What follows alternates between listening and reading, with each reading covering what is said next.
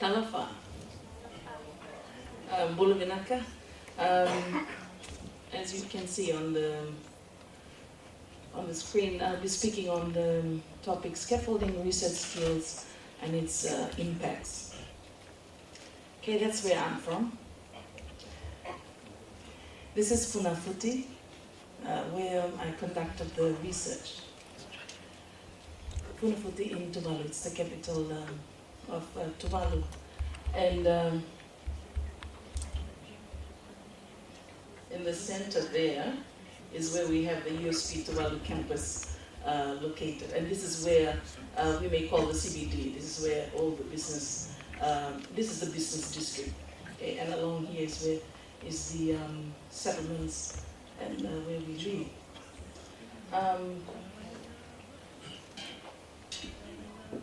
I would like to start with my favorite coconut tree. For those of you who were in my presentation last year, I used the coconut tree as a metaphor.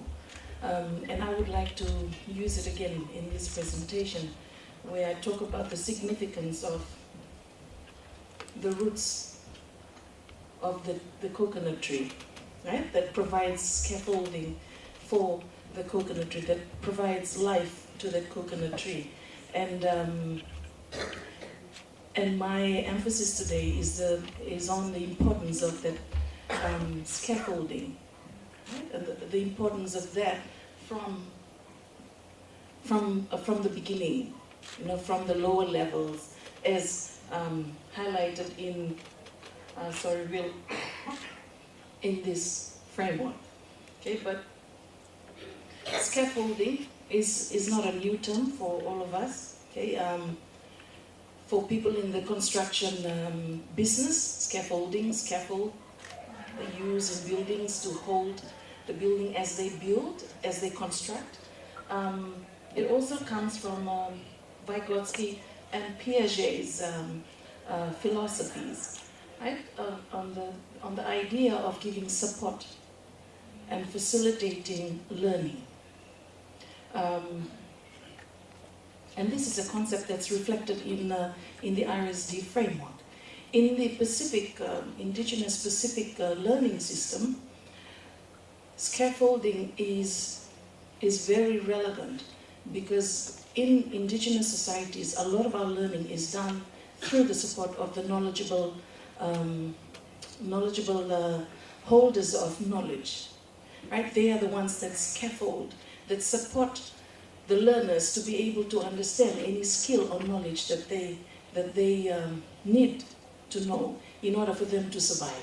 Like, for example, weaving, canoe building, toddy making in Tuvalu and in Kiribati, right? There's always a knowledgeable person that's there to support them, to facilitate their learning until they know that they can independently perform the task.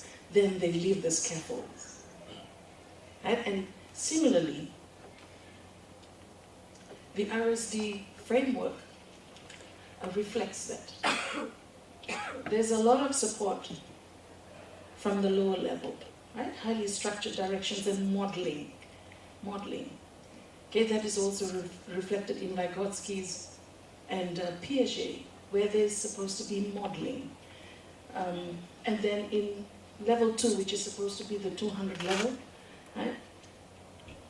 There's also scaffolding, right? There's boundaries set, right? But still, the supervisors assist the students. And level 3, 300 level, the scaffold's still there, right?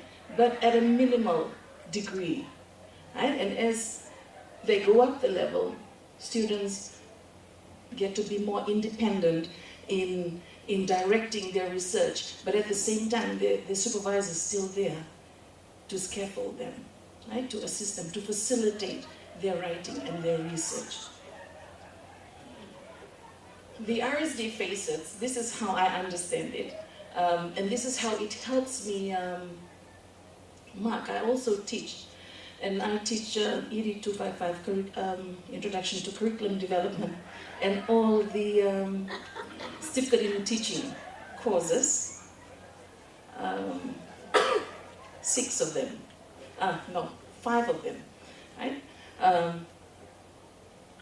I'm glad to say that I also introduced this in the courses because it helps me in marking my students' work. Right? At the same time, it helps my students to understand and apply the skills that's required in these phases. Right? They may be 100 level, 200 level courses, but there's some elements of this reflected in their work. Right? But the important thing is that they are scaffolded into knowing how to use those skills. Right? Sometimes we give assignment questions, and I think most of the time, we don't analyze the assignment question and discuss it with our students. Right? Because we don't discuss it with them, they miss out on these very important skills.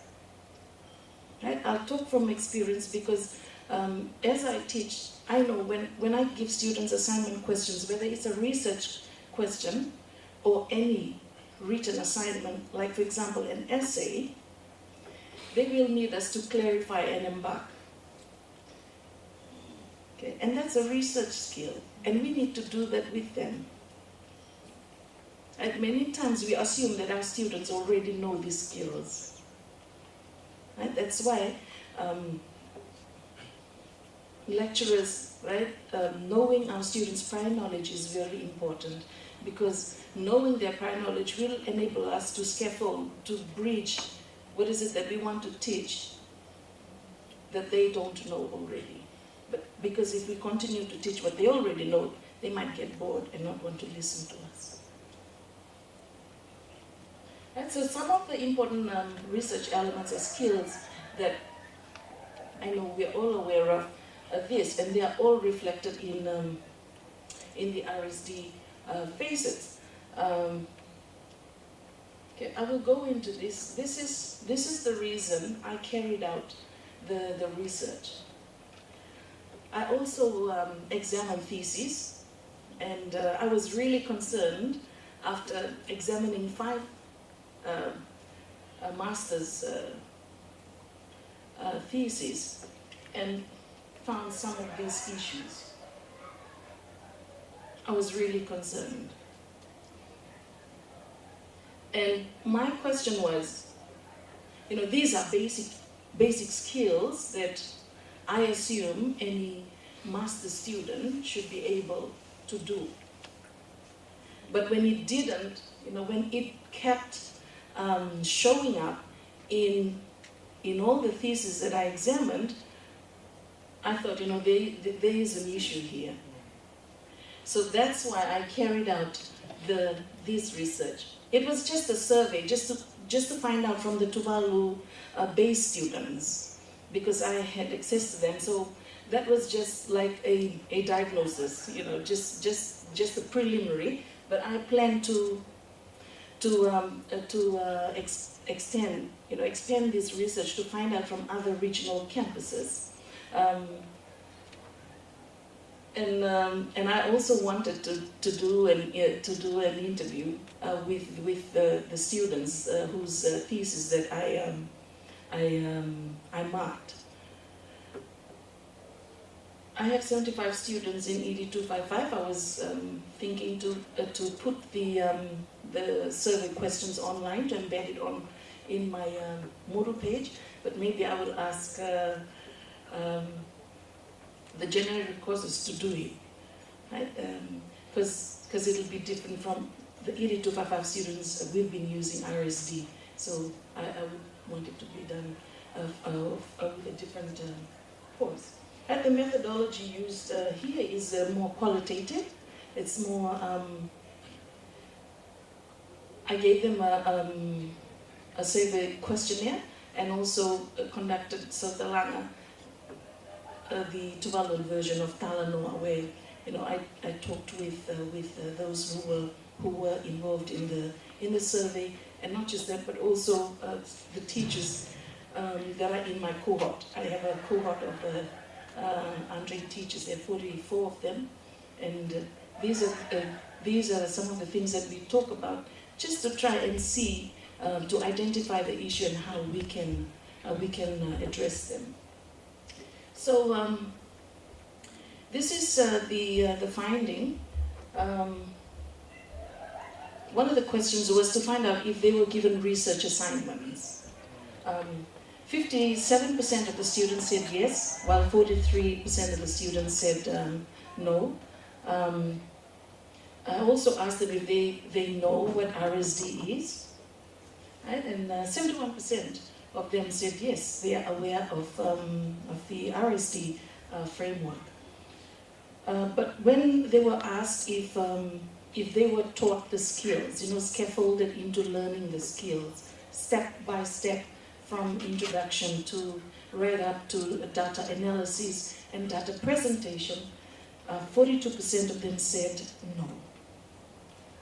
So that might explain, that can be explained by probably because there are some courses that don't use the RSD framework. But I personally believe that research is important, not only for academics, not only for students who are going to write thesis, but research skills is important for our survival, right? Simple things like, for example, we were just talking earlier about, if I have a headache, and I say, oh, I have a headache, and then someone else will say, oh, maybe, did you? And they will start inquiring, what did you do? What did you eat? Did you drink a lot? Maybe. So people start, bringing in ideas, and that is research. Unconsciously, you are researching, and it's a skill that we all have, but we need to develop it if we want our students to excel in this area.